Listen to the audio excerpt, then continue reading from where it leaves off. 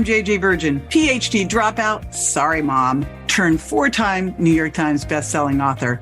Yes, I'm a certified nutrition specialist, fitness Hall of Famer, and I speak at health conferences and trainings around the globe. But I'm driven by my insatiable curiosity and love of science to keep asking questions, digging for answers, and sharing the information I uncover with as many people as I can. And that's why I created the Well Beyond 40 podcast, to synthesize and simplify the science of health into actionable strategies to help you thrive. In each episode, we'll talk about what's working in the world of wellness, from personalized nutrition and healing your metabolism to healthy aging and prescriptive fitness. Join me on the journey to better health so you can love how you look and feel right now and have the energy to play full out at 100.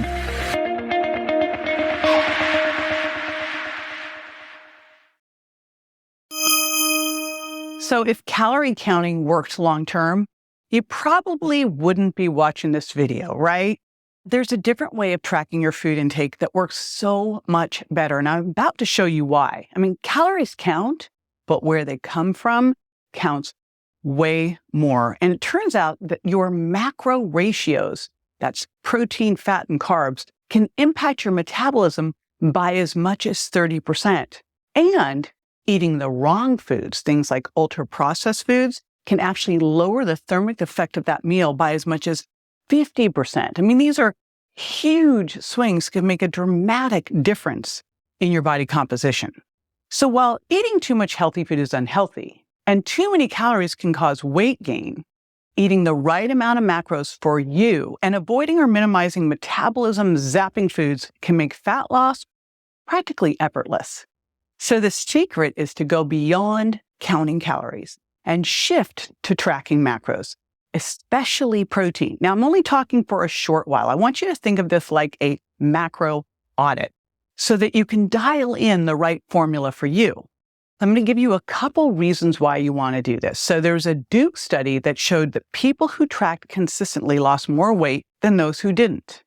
And Kaiser Permanente's Center for Health Research published a study of nearly 1,700 participants in which it was found that individuals who kept daily food records lost twice as much weight as those who kept no records. In fact, the more food records kept by participants in the study, the more weight they lost. And then there was a new study led by Stanford Medicine that showed that at least one thing is super clear. No matter which weight loss tactic you choose, you're typically more successful if you track your progress with digital health tools.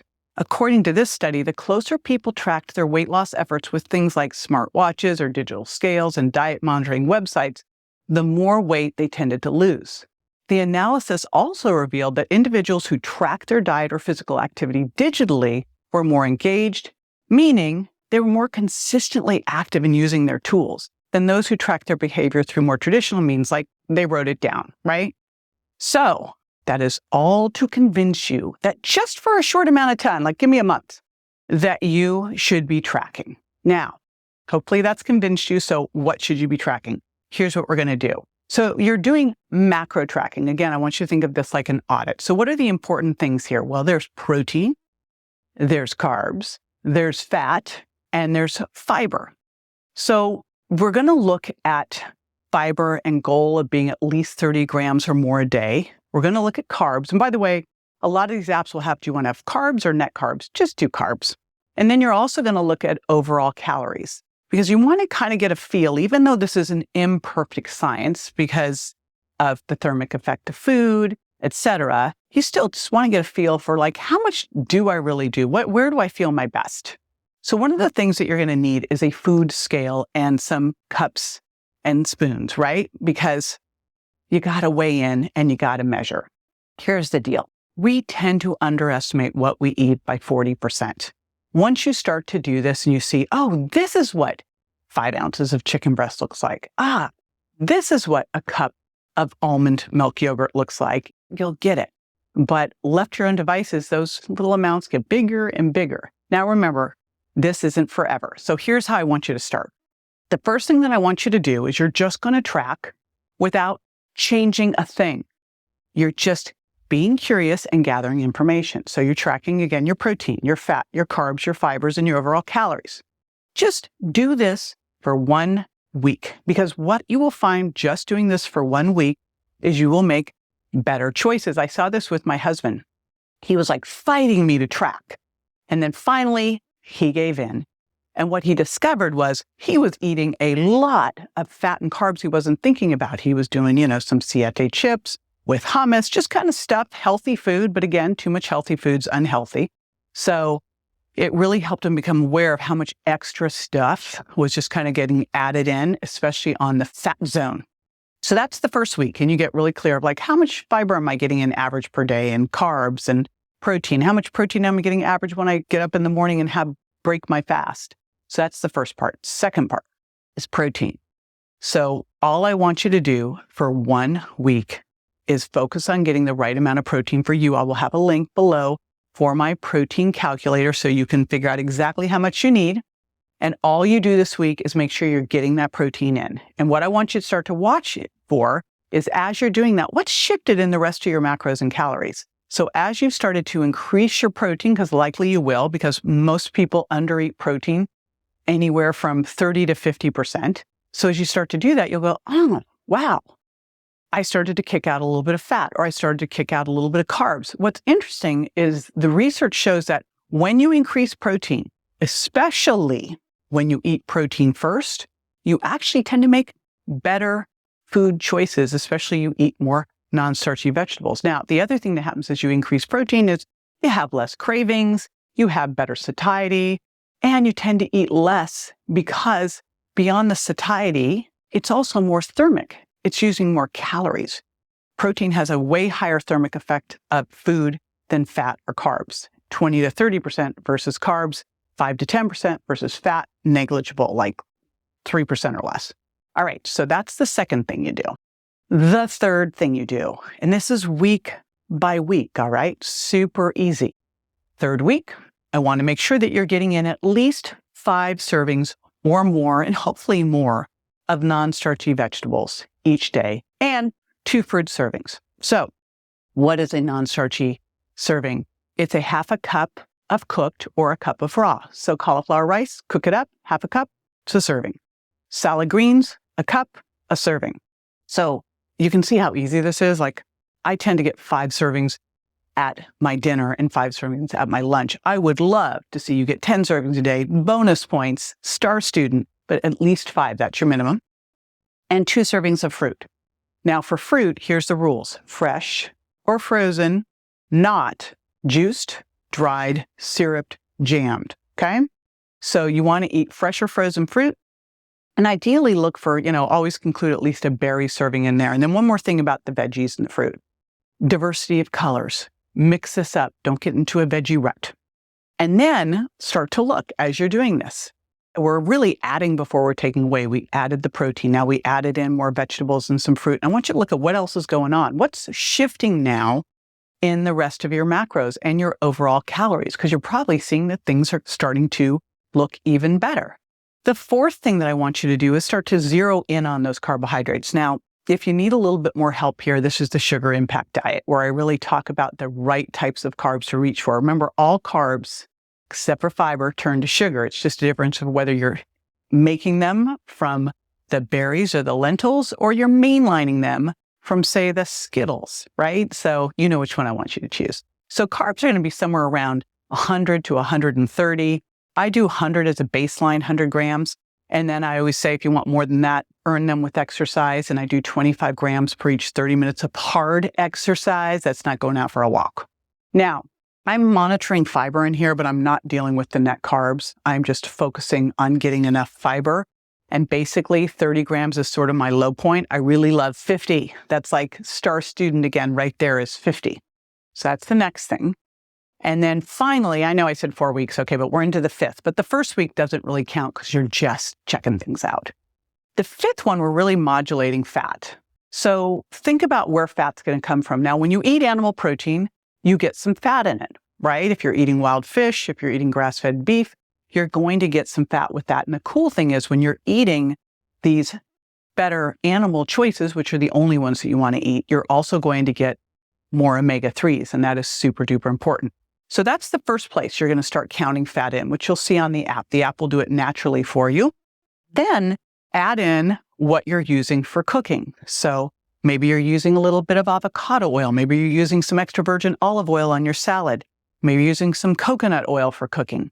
That's what I want you to watch. And what I want you to really watch is use those ones and really avoid using more of the seed oils, the omega-6 oils here, just because they're more refined, they can be more damaged and more pro-inflammatory. So I'm talking corn, sunflower, safflower, soy. Let's focus on instead the extra virgin olive oil, the avocado, and the coconut. But again, we're just going to use a little bit for cooking. What I tend to do with cooking is I'll start a saute with a little bit of avocado oil, and then I will add in some bone broth. So things like that. So I'm not just heaving on a bunch of fat. And finally, if I have room for more fat, this is where I add in my whole food fats. And these would be things like nuts and seeds, avocado, coconut, olive, dark chocolate. I put that first. It should actually be dark chocolate than nuts and seeds and avocado, right? And I eat an ounce of dark chocolate at least every single day. That's the other part of it. Now, here's the thing with fat. Adds up fast. And so you want to make sure you're really getting in, because we've got the essential fatty acids we need, but we really want to focus more there on the essential fatty acids. And where I tend to go with that is I kind of like 60 grams as a starting point, or about 0.3 to 0.5 grams per pound of target body weight. But this is a real sliding scale here, because some people feel better lower carb, higher fat. Some people do better higher fat, lower carb. The thing you never want to do is the high carb, high fat, low protein. That is the obesogenic formula. It's kind of the food guide pyramid. We already know what happened there, right? So that's something we don't want to go anywhere near. So you start playing around with that. Protein stays absolute. And then you really go through and you go, how do I feel here? How do I feel when I eat a lower carb, higher fat diet? How do I feel the opposite? And you should be able to do both, remember, and be metabolically flexible. That's what's super duper important. Now, I want to again drive this one home. You got to avoid the fat storing duo. Again, that's high carb plus high fat. What's that look like? Cereal and milk. Oh my gosh, a muffin and a latte, right? Chips and dip, all of that kind of stuff. And then the other thing that I want you to do and monitor on your app is I want you to monitor your water and your fluids. And again, you want to be drinking at least half your body weight in ounces every day, right? Plus 4 ounces for every 15 minutes of exercise. So make sure that you're getting all of that in, super duper important. And the other thing that you can do on the app is that you can watch your eating window. And here's where I want you to focus. I want you to focus on an eating window. Max is 12 hours, but ideally it's more in that 9 to 10 hour range, following the normal circadian rhythm. Shout out to Dr. Sachin Panda's work here, where you wake up, you eat breakfast, you break your fast somewhere between an hour to 2 hours after you wake up. You stop eating 3 to 4 hours before bed. You eat about every 4 hours, right? And so if you have to eat higher protein, you're a bigger person, need more protein, then you might need to eat 4 meals, or you're super athletic. So that's an important thing to know too, is you can do that, but let's keep that feeding window max 12 hours, and it can be somewhere in that 8 to 12 hour range. There is a time, of course, when you can work well with doing a little intermittent fasting to add some caloric variability and drop it down to a 5 to 6 hour with 2 meals as well. So here's the deal with this. This is something that you do for a short amount of time to really figure out what works best for you and get yourself on track. I literally have done this on a cruise ship while traveling. I traveled with a food scale, and I just asked a lot of questions so that I really got clear on, if I didn't have a scale, like what was the protein size? How much are they using in terms of oil? And I did my best guesstimates, but man, I went through a cruise, had a great time, ate great, didn't gain any weight, purely, I think, because of tracking. If you're doing this and you get yourself all dialed in and it's fantastic, then you don't have to do it. However, if you get stuck in a plateau, then it's time to go back in. And if you get stuck in a plateau, I'm going to give you a little tool that you can use too, and you can use the app to do this. You can add into each day a little bit, I mentioned this earlier, of intermittent fasting, a shortened window, doing something more in the 5 to 6 hour period. So you just kick out a meal. That will drop your calories right there and cause some caloric variability, but it's not chronic low calories that's going to drop your metabolism, right? So it works way better. And you make sure that you're eating great high protein at those 2 meals, like 40 to 60 grams at each of them. Now, again, you don't have to do this indefinitely. It's just to give you a sense of how things work for you. And it's always this tool in your hip pocket if you need to get back on track. I like to do this with bioimpedance tracking, with a weekly waist measurement. Sometimes I'll even throw in some continuous glucose monitoring in there. And remember, you're weighing in daily. You're taking that average of your weight and your average of your body fat so that you can catch it early if things are going in the wrong direction and go back to tracking. Once you get the hang of tracking your macros, you're going to have to know what to do with that information, right? The best way to see how it's working for you is not by monitoring your weight. You also got to monitor what that weight is made up of, and that means you're going to be using a body composition scale. Now, I talk all about this in my next video on the best way to measure body fat. You'll learn how to use testing to fine-tune fat loss and muscle gain, how to find your ideal body fat range, and the best exercise for your ideal body composition. So tune in. Be sure to join me next time for more tools, tips, and techniques you can incorporate into everyday life to ensure you look and feel great, and more importantly, that you're built to last. And check me out on Instagram, Facebook, YouTube, and my website, jjvirgin.com. And make sure to follow my podcast so you don't miss a single episode at subscribetojj.com. See you next time.